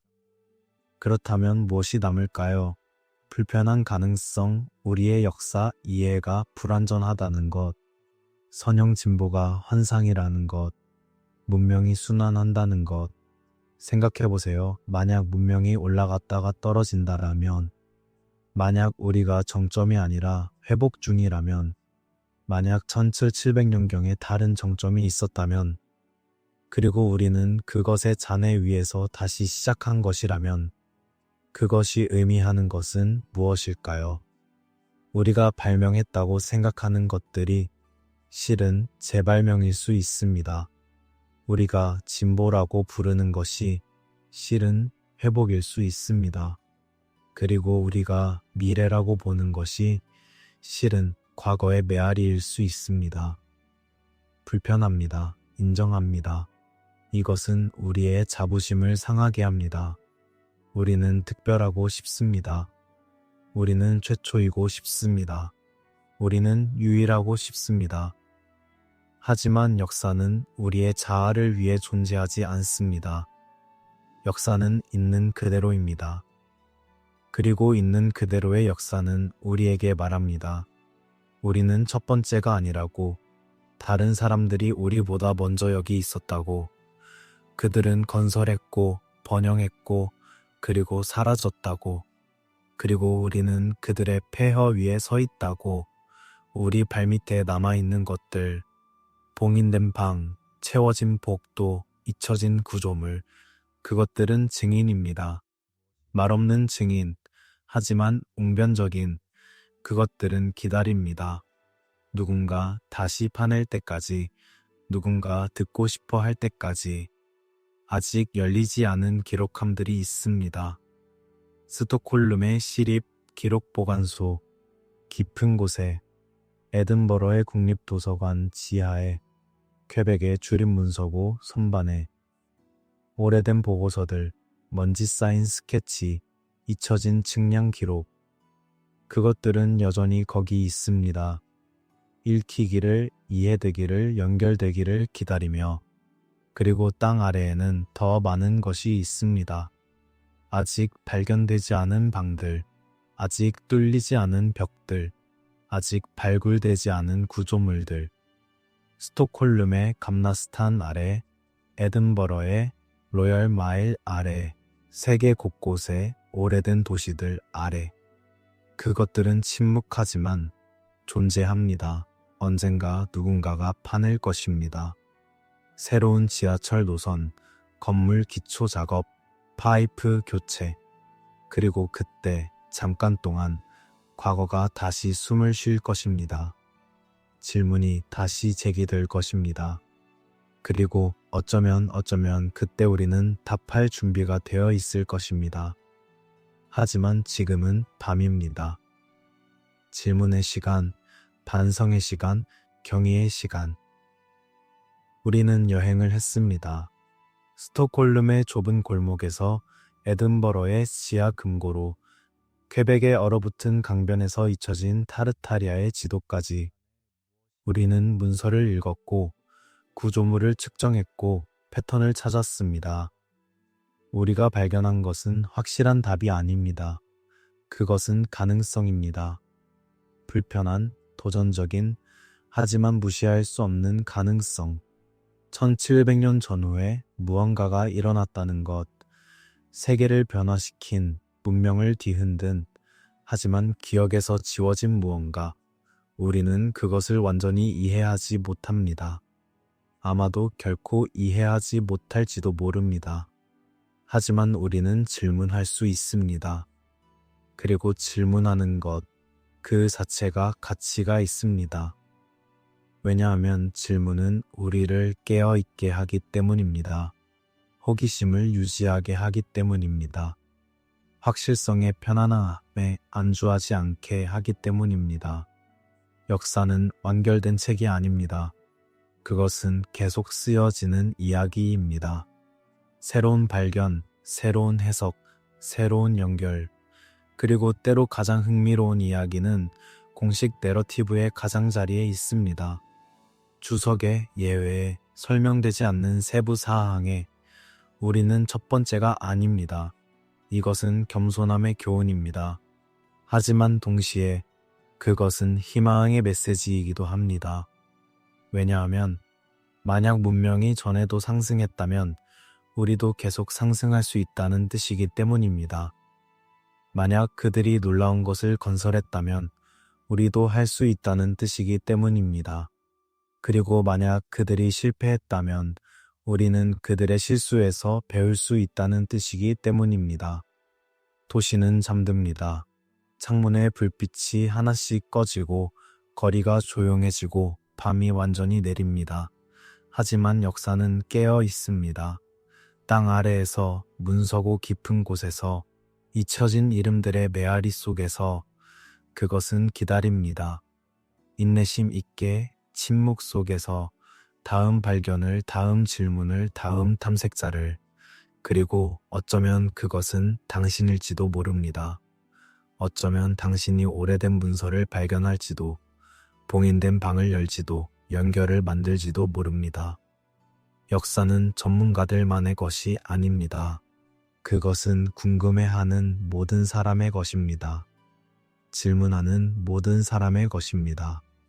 과거를 존중하되 맹목적으로 받아들이지 않는 모든 사람의 것입니다. 이제 천천히 눈을 감으세요. 깊게 숨을 쉬세요. 당신은 긴 여행을 했습니다. 시간을 거슬러 도시를 가로질러 잊혀진 세계의 가장자리까지 당신의 마음은 이미지로 가득합니다. 가죽 제본 문서, 석조방, 사라진 지도, 그것들이 당신의 꿈으로 흘러 들어가게 하세요.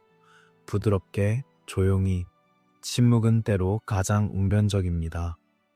재앙 이후의 기록들을 읽을 때 우리가 마주하는 것은 정보의 풍요가 아니라 이상한 공백입니다. 스톡홀름의 보고서, 에든버러의 88년 문서, 퀘벡의 3년 조사 기록, 그것들은 모두 결과를 말합니다. 무엇이 발견되었는지, 무엇이 재건되었는지, 얼마나 많은 자재가 사용되었는지, 측량 수치, 자재 목록, 완료 날짜, 행정적이고 일자 정확하고 감정 없는 문장들, 하지만 그 안에서 우리가 찾을 수 없는 것이 있습니다. 사람들입니다. 누가 이 작업을 이해했는지, 누가 설계를 복원했는지, 누가 원래 건설자였는지에 대한 언급이 거의 없습니다. 마치 도시들이 스스로 재건된 것처럼, 마치 건물들이 익명의 손에 의해 조용히 나타난 것처럼 기록되어 있습니다. 팔름그렌의 보고서를 다시 보세요. 그는 발견된 구조물을 묘사합니다. 벽의 두께, 돌의 크기, 아치의 곡률. 하지만 그는 질문하지 않습니다. 누가 이것을 만들었는지, 언제 만들었는지, 왜 이렇게 깊이 묻혀 있는지. 그의 어조는 중립적입니다. 거의 의도적으로 감정을 배제한 것처럼. 다른 문서들도 마찬가지입니다. 에든버러의 건설 감독관, 퀘벡의 측량사, 비엔나의 도시 설계자, 그들은 모두 같은 방식으로 씁니다. 기원불명, 이전 구조, 용도, 불확실. 이 표현들이 반복됩니다. 서로 다른 언어로, 서로 다른 대륙에서, 하지만 같은 조심스러움으로, 마치 그들이 알고 있었던 것처럼 자신들이 다루고 있는 것이 자신들의 시대에 속하지 않는다는 것을, 그리고 그것에 대해 너무 많이 질문하는 것이 현명하지 않다는 것을. 그래서 그들은 기록합니다. 충실하게, 상세하게. 하지만 해석은 피합니다. 추측은 하지 않습니다. 단지 있는 그대로를 적을 뿐입니다. 기술은 남아 있었습니다. 정밀한 석재 절단, 황금비 설계, 자동 조절 배수 시스템, 그것들은 여전히 작동했고, 여전히 효율적이었고, 여전히 인상적이었습니다. 하지만 그 기술을 설명하는 언어는 사라진 상태였습니다. 설계도는 없었습니다. 교육 문서도, 기술 매뉴얼도, 건설 지침서도 없었습니다. 단지 물리적 구조만이 남아 있었습니다. 말 없는 증거, 설명 없는 기능. 상상해 보세요. 당신이 완벽하게 작동하는 기계를 발견했지만 어떻게 만들어졌는지 모르는 상황을 당신은 그것을 사용할 수 있습니다. 부분을 교체할 수도, 복제할 수도 있습니다. 하지만 처음부터 새로 만들 수는 없습니다. 왜냐하면 원리를 이해하지 못하기 때문입니다.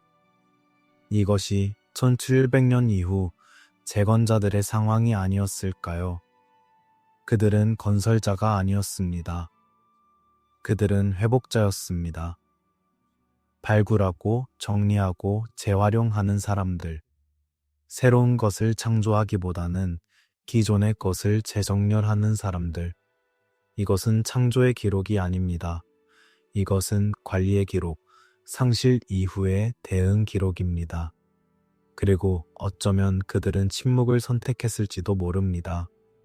의도적으로, 왜냐하면 진실이 너무 불편했을 수도 있기 때문입니다. 우리는 이것을 만들지 않았다. 우리는 단지 그것을 다시 발견했을 뿐이다. 우리는 이전 사람들만큼 위대하지 않다. 이런 인정은 권위를 약화시킵니다. 정당성을 흔듭니다. 그래서 대신 그들은 조용히 진행했습니다. 질문하지 않고 설명하지 않고 단지 기록하고 넘어갔습니다. 살아남은 사람들이 있었을 것입니다. 재앙에서 살아남은 사람들, 매몰에서 도망친 사람들. 하지만 그들의 이야기는 어디에 있을까요? 개인 일기, 편지, 증언, 이런 것들이 있어야 합니다. 큰 사건 이후에는 항상 개인적 기록이 폭발적으로 증가합니다. 사람들은 자신의 경험을 남기고 싶어 합니다. 후손에게 전하고 싶어 합니다. 하지만 1700년 전후의 개인 기록은 이상할 정도로 적습니다. 공식 문서는 많지만 개인 목소리는 거의 들리지 않습니다. 마치 필터링 된 것처럼, 마치 어떤 종류의 선별이 있었던 것처럼, 무엇이 말해줘도 되는지, 무엇이 침묵해야 하는지에 대한 암묵적 합의. 문명은 완전히 사라졌을 때보다 부분적으로 살아남았을 때 더 조용해집니다. 왜냐하면 생존자들은 기억하기 때문입니다. 그리고 기억은 고통스럽습니다. 잃어버린 것에 대한 기억, 더 이상 할 수 없는 것에 대한 기억, 이해할 수 없게 된 것에 대한 기억. 그래서 때로 사람들은 집단적으로 잊기로 선택합니다. 말하지 않기로, 기록하지 않기로, 다음 세대에게 전하지 않기로. 기억은 그렇게 사라집니다. 금지를 통해서가 아니라 침묵을 통해서. 누구도 거짓말하지 않습니다. 단지 아무도 말하지 않을 뿐입니다. 그리고 한 세대가 지나면, 두 세대가 지나면 침묵은 공백이 되고 공백은 잊혀짐이 됩니다. 1702년 어느 가을밤 팔름그레는 자신의 발견에 대해 생각했을 것입니다. 4m 아래의 완벽한 벽, 설명할 수 없는 정밀도, 기원을 알 수 없는 도시. 그는 질문했을까요? 가족에게, 동료에게, 자기 자신에게. 아마도 그랬을 것입니다. 하지만 그는 그것을 기록하지 않았습니다. 보고서는 중립적이고 사실적이고 안전하게 유지되었습니다. 그리고 어쩌면 그것이 가장 현명한 선택이었을지도 모릅니다. 때로 역사는 질문을 원하지 않습니다.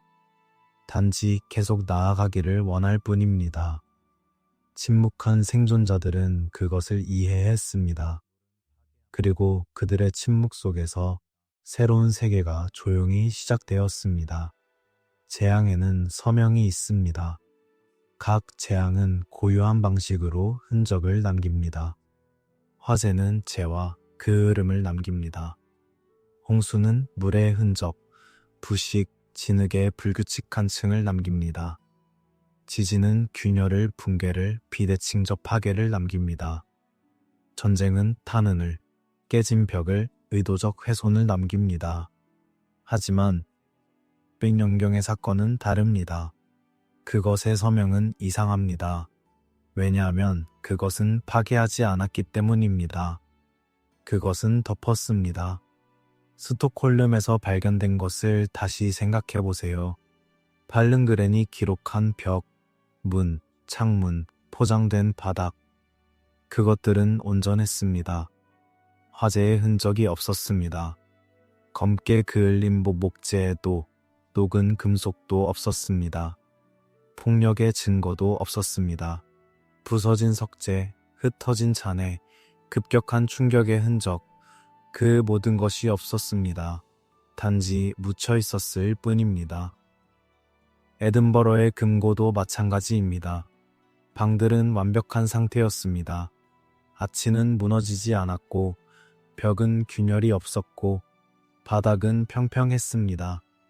마치 누군가 조심스럽게 그 위에 담요를 덮은 것처럼 구조를 손상시키지 않고 배치를 흐트러뜨리지 않고 퀘벡의 드빌레브가 측정한 38m 퇴적층.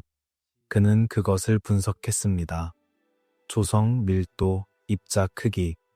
그리고 그는 놀랐습니다. 왜냐하면 그것은 균질했기 때문입니다. 위에서 아래까지 전체 층이 거의 동일한 구성을 가지고 있었습니다. 이것은 홍수가 만드는 퇴적층이 아닙니다. 홍수는 층을 만듭니다. 먼저 큰 입자가 가라앉고 그 다음 작은 입자가 가장 나중에 미세한 진흙이. 하지만 이 퇴적물은 혼합되어 있었습니다. 균일하게 마치 한 번에 도착한 것처럼. 그리고 그 조성은 지역과 맞지 않았습니다. 스톡홀름의 퇴적물에서는 발트해 지역에 없는 광물이 발견되었습니다. 지중해의 석회암 입자, 남유럽의 붉은 점토, 에든버러의 진흙에는 북아프리카 사하라의 특징적인 모래가 섞여 있었습니다. 퀘벡의 흙에는 유럽 토양의 화학적 서명이 나타났습니다. 이것은 무엇을 의미할까요? 퇴적물이 먼 곳에서 왔다는 것입니다. 지역적 사건이 아니라 전지구적 혼합, 재분배, 이동. 하지만 어떻게? 무엇이 이렇게 광범위한 물질을 한 번에 움직일 수 있을까요? 더 이상한 것은 보존의 질입니다. 이 퇴적물은 구조물을 손상시키지 않았습니다. 오히려 보호했습니다. 문은 여전히 경첩에 달려 있었습니다. 창문 프레임은 제자리에 있었습니다. 바닥의 배수로는 막히지 않았습니다. 마치 의도적으로 보존된 것처럼, 마치 누군가 미래의 발견을 위해 포장한 것처럼. 자연재해는 이렇게 행동하지 않습니다. 화산 폭발을 생각해 보세요. 폼페이, 베수비오, 화산재에 묻힌 도시. 하지만 그곳의 사람들은 도망치려 했습니다. 그들의 몸은 비틀린 자세로 발견됩니다. 공포, 질식, 갑작스러운 죽음의 흔적.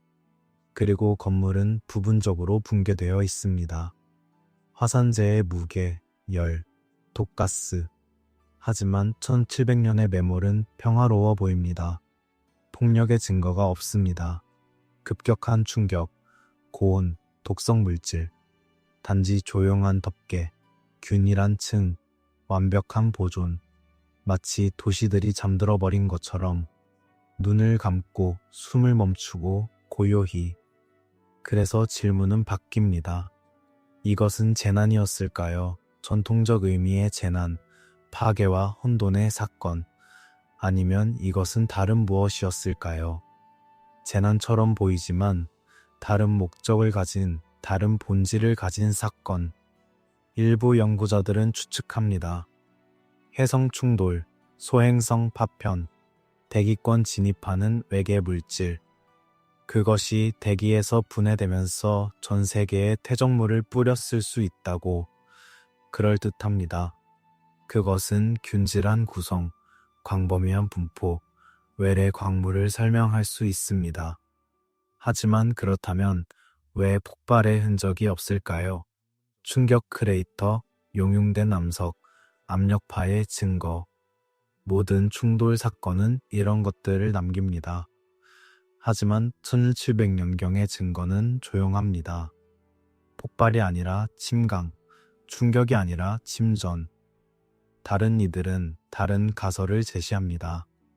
극, 이동, 지구, 자기장의 급격한 변화, 해수면의 갑작스러운 상승. 하지만 이것들 역시 일치하지 않습니다. 왜냐하면 매몰은 선택적이었기 때문입니다. 모든 지역이 아니라 특정 도시들만, 모든 고도가 아니라 특정 수준까지만, 그리고 가장 불편한 가능성이 남습니다. 어쩌면 이것은 자연적이지 않았을지도 모른다는 것. 어쩌면 이것은 의도가 있었을지도 모른다는 것. 왜냐하면 자연은 균일하지 않기 때문입니다. 자연은 무작위적입니다. 하지만 이 사건은 패턴을 가지고 있습니다. 일관성, 선택성, 거의 설계처럼 보이는 질서. 우리는 이것을 증명할 수 없습니다. 인정합니다. 이것은 추측의 영역에 머뭅니다. 하지만 질문은 유효합니다. 왜 하늘이 무너지지 않고 땅이 올라왔을까요? 왜 도시들이 파괴되지 않고 묻혔을까요? 그리고 왜 그 묻힘은 그렇게 조심스럽고 그렇게 완벽했을까요? 밤은 깊고 답은 멀리 있습니다. 하지만 퇴적물은 여전히 거기 있습니다. 땅속에 분석을 기다리며 비밀을 간직한 채, 그리고 언젠가 어쩌면 우리는 그 비밀을 읽는 법을 배울 것입니다. 시간은 강처럼 흐른다고 말합니다. 하지만 때로 강은 멈춥니다. 댐에 막히고 방향을 바꾸고 다시 시작합니다. 그리고 1700년은 그런 순간 중 하나였을지도 모릅니다. 시간이 멈추고 재설정되고 다른 방식으로 다시 흐르기 시작한 순간. 그 이전의 역사를 읽어보세요. 17세기의 문서들, 16세기의 연대기, 이전의 기록들. 그것들은 이상합니다. 날짜가 모호하고 사건들이 서로 모순되고 시간의 흐름이 불분명합니다. 한 사건이 여러 해에 걸쳐 기록되기도 하고 다른 사건들은 동시에 일어난 것처럼 압축되기도 합니다. 왕들의 통치 기간을 보세요. 어떤 왕은 80년을 통치했다고 기록됩니다. 어떤 왕조는 300년 동안 3명의 왕만 가졌다고 합니다. 이것은 가능할까요? 현실적일까요? 아니면 이것은 시간 기록의 불확실성, 연대기의 혼란을 반영하는 것일까요? 건물의 연대 측정도 마찬가지입니다. 고딕 성당, 중세성, 고대 요새. 그것들의 공식 건설 연대는 종종 건축 양식이나 기술 수준과 맞지 않습니다. 너무 일찍 지어졌다고 주장되는 건물들이 너무 발전된 기술을 보여줍니다. 너무 늦게 지어졌다고 기록된 건물들이 더 원시적입니다. 마치 시간 자체가 섞여 있는 것처럼, 마치 우리가 과거를 제대로 이해하지 못하고 있는 것처럼. 그리고 1700년 이후 갑자기 모든 것이 명확해집니다. 날짜는 정확해지고 사건들은 순서대로 정렬되고 연대기는 일관성을 가집니다. 1770년에 이 건물이 지어졌다. 1775년에 이 다리가 완성되었다. 1722년에 이 거리가 포장되었다. 모든 것이 깔끔합니다. 모든 것이 측정 가능합니다. 이것은 단순히 기록 방식이 개선된 것일까요? 아니면 이것은 재시작, 재조정, 시간의 재설정일까요? 마치 1700년 이전의 모든 것이 재평가되고 재분류되고 새로운 틀 안에 정리된 것처럼 건축 양식도 변합니다. 17세기의 건물들은 복잡했습니다. 장식적이고 다층적이고 때로 과시적이었습니다. 바로크, 르네상스, 고딕의 혼합. 하지만 18세기 초 갑자기 단순함이 유행합니다. 깨끗한 선, 기하학적 형태, 최소한의 장식, 신고전주의, 계몽주의 양식. 공식 설명은 취향의 변화라고 합니다. 미학적 선호의 자연스러운 진화. 하지만 어쩌면 그것은 필요성이었을지도 모릅니다. 어쩌면 복잡한 것을 만들 능력이 일시적으로 상실되었고 단순함이 실용적 선택이었을지도 모릅니다. 기술 문서를 보세요. 18세기 초의 공학 매뉴얼, 건축 지침서, 장인 핸드북. 그것들은 결과에 초점을 맞춥니다. 이렇게 하면 이것이 된다. 이 비율로 섞으면 이 강도가 나온다. 하지만 왜 그런지에 대한 설명은 부족합니다. 원리, 이론, 기초 과학. 마치 레시피는 있지만 요리의 원리를 모르는 것과 같습니다. 따라할 수는 있지만 응용할 수는 없습니다. 개선할 수는 없습니다. 단지 반복할 뿐입니다. 그리고 천천히 세대를 거쳐 이해가 돌아옵니다. 18세기 중반 과학혁명이 시작됩니다. 뉴턴의 물리학, 라부아지에의 화학, 다윈의 생물학. 원리가 재발견되고 이론이 재구축되고 지식이 재축적됩니다. 하지만 이것은 발명일까요? 아니면 재발명일까요? 새로운 발견일까요? 아니면 잊혀진 것의 재발견일까요? 구분하기 어렵습니다. 왜냐하면 1700년 이전의 기록이 불분명하기 때문입니다. 우리는 그들이 무엇을 알았는지 확신할 수 없습니다. 1700년은 진보의 시작이 아니었을지도 모릅니다. 그것은 재정렬의 시작이었을 것입니다. 파편을 모으고 조각을 맞추고 다시 걷기 시작하는 시간.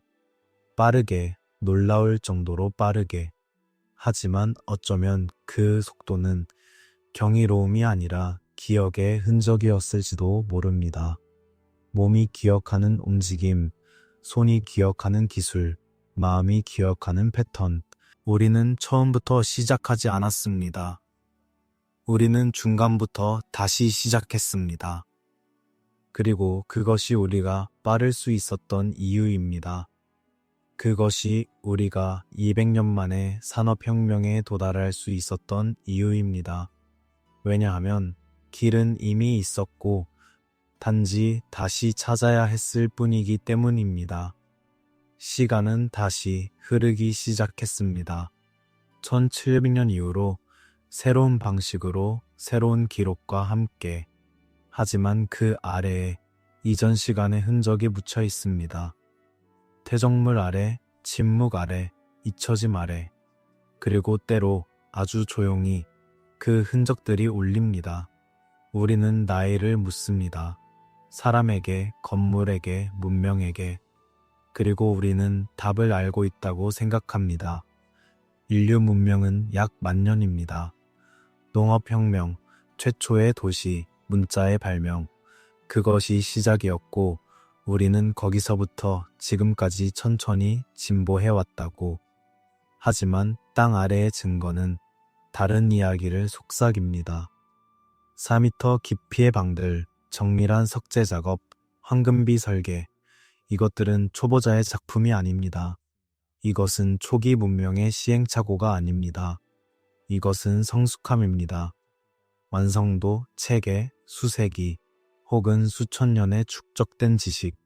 생각해 보세요. 건축이 황금비를 사용하려면 무엇이 필요할까요? 먼저 수학이 필요합니다. 기하학, 비율, 계산, 그 다음 미학이 필요합니다. 아름다움에 대한 이해, 조화에 대한 감각, 그리고 실용이 필요합니다.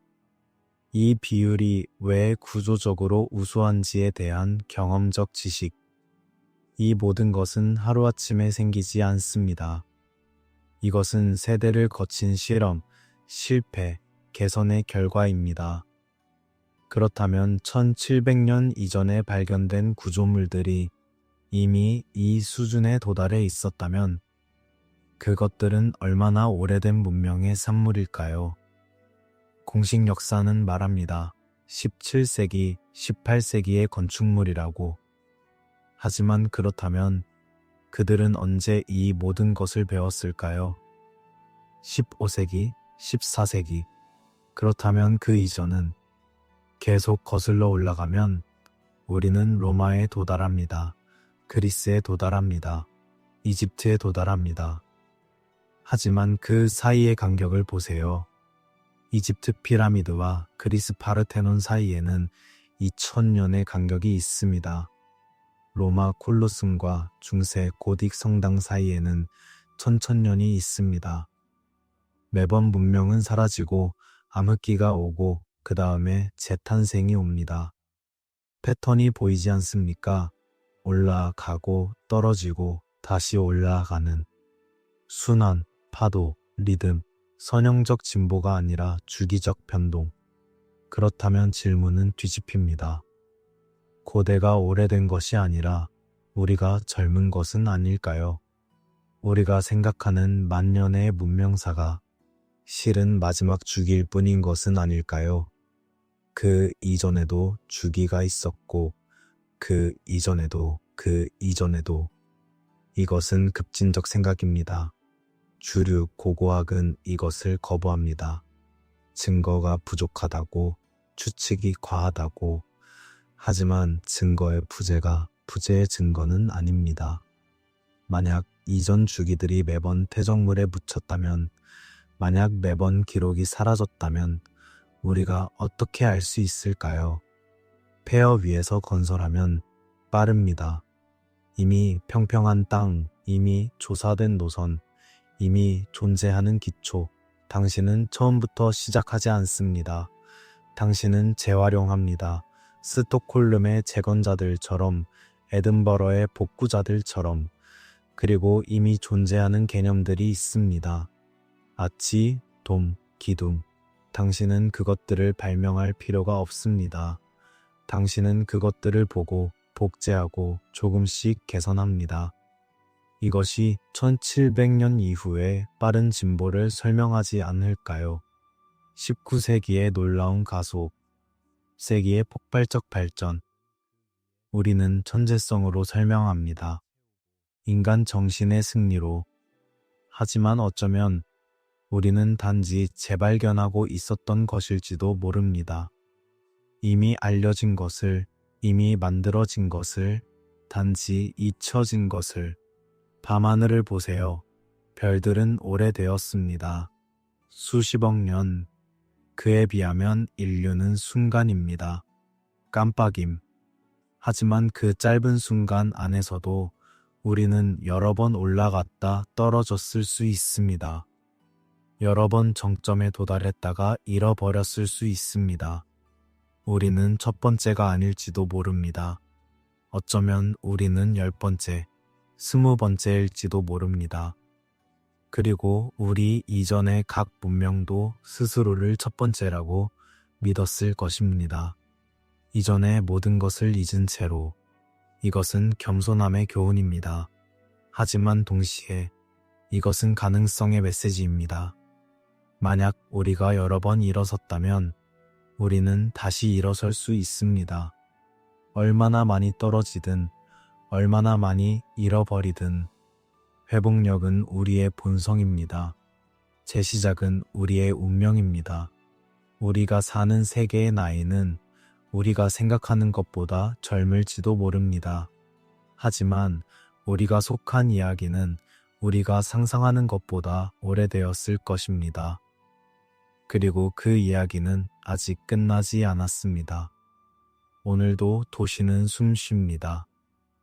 수백만의 발걸음이 자갈길을 두드리고 차량의 진동이 아스팔트를 흔들고 지하철이 터널을 통과하며 땅을 울립니다. 우리는 걷고 달리고 건설하고 살아갑니다. 위를 보며 앞을 보며 미래를 향해. 하지만 우리 발밑에는 다른 세계가 있습니다. 4미터 아래, 콘크리트 아래 잊혀진 깊이에 봉인된 방들이 조용히 누워 있습니다. 어둠 속에서, 침묵 속에서 시간을 초월하여 문은 닫혀 있습니다. 1870년대에 벽돌로 막힌 1890년대에 콘크리트로 채워진 스톡홀름의 200개 구조물, 에든버러의 금고들, 전 세계의 수천 개 공간들, 그것들은 여전히 거기 있습니다. 지도상에, 오래된 도면에 거의 읽히지 않는 보고서에 표시되어 있습니다. 사진들도 있습니다. 19세기 말 20세기 초의 흑백 사진. 흐릿하고 빛바랜 하지만 여전히 보입니다. 아치형 천장, 정밀한 벽, 신비로운 구조, 그것들은 분류되어 있습니다. 도서관의 특수 컬렉션에, 시립문서고의 제한 구역에. 접근하기 어렵지만 불가능하지는 않습니다. 보고서들도 쌓여 있습니다.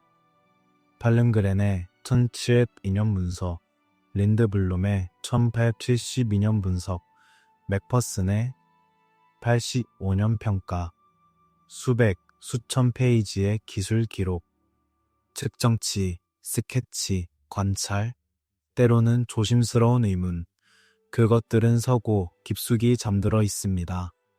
먼지를 쌓고 거의 요청되지 않고 하지만 여전히 보존되어 있습니다.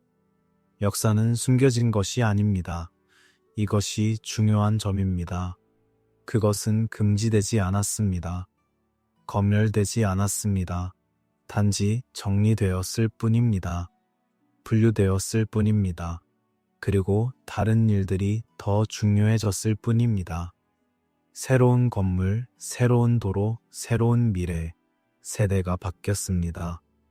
봉인을 명령한 사람들이 죽었고 그 이유를 알던 사람들도 죽었습니다. 그리고 새로운 세대는 단순히 그것이 항상 그랬다고 받아들였습니다. 지하에는 오래된 구조물들이 있다. 봉인되어 있다. 별로 중요하지 않다. 그냥 그런 것이다. 무관심은 가장 효과적인 이즘입니다. 금지보다 강력합니다. 왜냐하면 금지는 호기심을 자극하기 때문입니다. 하지만 무관심은 아무것도 자극하지 않습니다. 그것은 단지 지나가고 잊히고 사라집니다. 하지만 모든 것은 아직 그 자리에 있습니다. 물리적으로, 문서적으로. 당신이 찾으려 한다면 당신은 찾을 수 있습니다. 스톡홀름 시립 기록보관소에 가세요. 요청하세요. 1702년 도시 재건보고서. 그들은 당신에게 줄 것입니다. 그것은 공개 기록입니다. 에든버러 국립도서관에 가세요. 19세기 건축조사 파일을 요청하세요. 그것도 이용 가능합니다. 읽으세요. 천천히, 주의 깊게. 행간을 읽으세요. 주석을 보세요.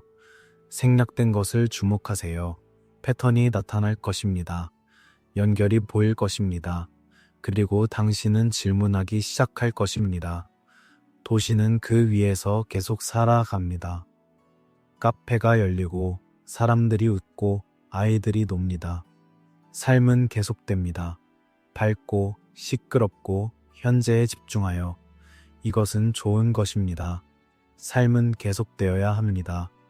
하지만 때때로 조용한 순간에 밤에 잠들기 직전에 질문이 떠오릅니다. 우리 아래에 무엇이 있을까? 우리가 걷는 이 땅은 얼마나 깊을까? 그리고 그 깊이 속에 무엇이 기억되기를 기다리고 있을까? 우리는 정말 처음일까요? 이 질문은 반복됩니다. 스톡홀름의 자갈길에서, 에든버러의 다리 위에서, 퀘벡의 절벽 가장자리에서 우리가 만든 것일까요? 아니면 우리가 발견한 것일까요?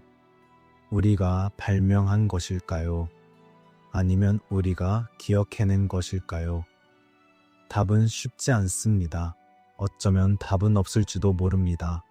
단지 질문만이, 끝없는 탐구만이, 하지만 그것으로 충분합니다. 왜냐하면 질문하는 것 그 자체가 깨어 있음이기 때문입니다. 호기심이 살아 있음이기 때문입니다. 아니면 다시 한번 깨어난 것일까요? 이 질문이 어쩌면 더 정확할지도 모릅니다. 우리는 잠에서 깨어난 사람들, 꿈에서 돌아온 사람들, 그리고 우리는 천천히 하나씩 기억을 되찾고 있습니다. 이전에 무엇이 있었는지, 이전에 무엇을 알았는지, 이전에 무엇을 만들었는지. 깨어남은 한 번에 오지 않습니다. 그것은 점진적입니다. 먼저 눈을 뜹니다. 그 다음 귀가 듣기 시작합니다. 그 다음 기억이 돌아옵니다. 희미하게, 파편처럼, 하지만 점점 더 명확하게. 어쩌면 우리는 그 과정 중에 있습니다. 깨어나는 중, 기억하는 중, 그리고 땅 아래의 구조물들은 우리의 기억을 돕는 단서들입니다. 물리적 증거, 촉각적 연결, 과거와 현재 사이의 다리. 도시는 조용합니다. 창문의 불빛이 하나둘 꺼집니다. 거리는 비어갑니다. 밤이 완전히 내립니다. 그리고 이 고요함 속에서 거의 들리지 않게 아래에서 무언가가 숨을 쉽니다. 그것은 과거입니다. 죽지 않은 과거, 잠든 과거. 그것은 기다립니다. 인내심 있게, 끝없이. 다음 발견을, 다음 질문을, 다음 깨어남을. 그리고 당신은 그 일부입니다. 이 이야기를 들은 당신, 질문하기 시작한 당신, 당신도 깨어나고 있습니다. 천천히, 조용히, 그리고 그것으로 충분합니다. 도시는 잠듭니다. 하지만 역사는 여전히 아래에서 숨쉬고 있습니다. 그리고 우리는 그 숨소리를 듣기 시작했습니다.